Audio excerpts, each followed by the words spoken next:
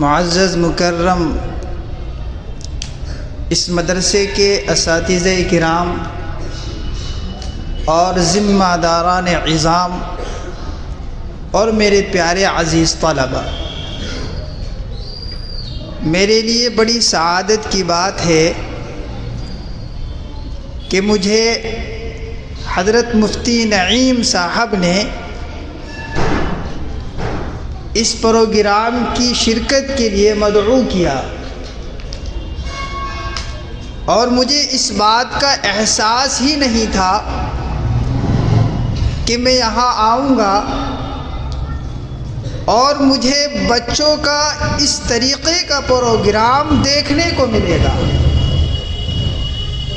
میری دلی کیفیت یہ رہی کہ میں بار بار مفتی صاحب کی محنت، یہاں کے اساتذہ کرام کی جافشانی اور منتظمہ کمیٹی اور یہاں کے ذمہ داران کی حوصلہ افزائی کو دیکھتے ہوئے محسوس ہوا کہ واقعتاً مفتی صاحب نے اتنی قلیل مدت میں بچوں کو اتنا بہترین طریقے سے تیار کر دیا کہ جس کا اندازہ انسان کر ہی سکتا ہے، عمل میں لانا بہت مشکل ہوتا ہے۔ تو یہ سب سے پہلی بات مفتی صاحب کے لیے سعادت کی بات ہے کہ اللہ تعالیٰ نے آپ کو اس علاقے کے لیے قبول کیا، اور میرے لیے یہ سعادت کی بات ہے کہ مجھے اس پروگرام میں شرکت کا موقع ملا۔ تو بچوں نے جو تیاری پیش کی ہے، اس تیاری سے مجھے دلی خوشی ہوئی اور دلی نشاط پیدا ہوا کہ بچوں نے ماشاءاللہ بہت عمدہ پروگرام پیش کیا ہے۔ جب ہم مدرسے میں پڑھا کرتے تھے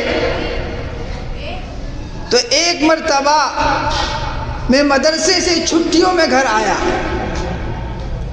مجھے یاد پڑتا ہے میرا سوم کا سال تھا، سال سوم میں مدرسہ شاہی مراد آباد میں پڑھتا تھا، وہاں سے میں گھر پہ آیا، جمعے کا روز تھا، والد صاحب بولنے لگے بیٹا مسجد میں چلو بیان کرنا ہے۔ سال سوم میں پڑھ رہا تھا، چہرے پہ داڑھی بھی نہیں تھی، اتنا شعور بھی نہیں تھا۔ والد صاحب نے کہا کہ بیٹا مسجد میں چلو بیان کرنا ہے۔ چونکہ والد صاحب مسجد کے امام و خطیب تھے اور مدرسے کے ذمہ دار بھی تھے، تو جو والد صاحب نے مجھ سے یہ بات کہی تو میری سٹی پٹی گم ہو گئی۔ سال سوم اور خطابت سے کوئی واسطہ نہیں۔ میں جب پسینے پسینے ہو گیا، والد صاحب سمجھ گئے برخوردار کو تقریر آتی نہیں،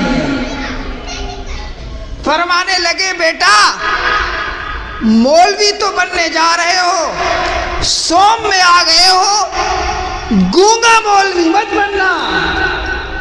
والد محترم نے فرمایا بیٹا عوام میں جاؤ گے، آپ سے نحو اور صرف کی گردانیں نہیں سنی جائیں گی، بلکہ آپ سے بیان اور خطاب سنا جائے گا۔ منبر پر بیٹھ کر اللہ اور اس کے رسول کی باتیں سنی جائیں گی۔ اس لیے بیٹا سال سوم میں سمجھا رہا ہوں، گونگا مت بننا۔ گونگا مولوی کا مطلب ہوتا ہے جس سے تقریر کرنے کا۔ وہ دن تھا اور آج کا دن ہے، دامن سے گانٹھ باندھ لی تھی کہ مدرسے میں جا کر کے ساری محنتوں کے ساتھ ساتھ خطابت پر بھی محنت کروں گا، اور اس کا نتیجہ الحمدللہ آئے گا۔